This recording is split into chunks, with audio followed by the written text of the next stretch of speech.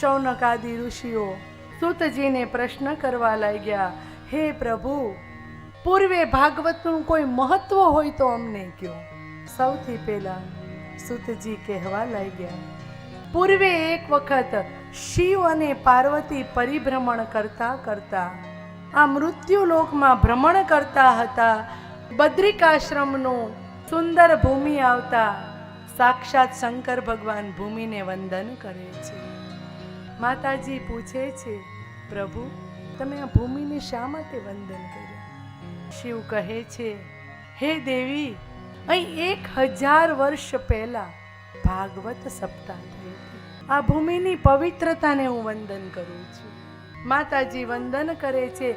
ફરી શિવ પાર્વતી પરિભ્રમણ કરે છે. ફરી એક ભૂમિ આવે છે, ત્યાં શિવ મહાદેવ ફરી પ્રણામ કરે છે ભૂમિને.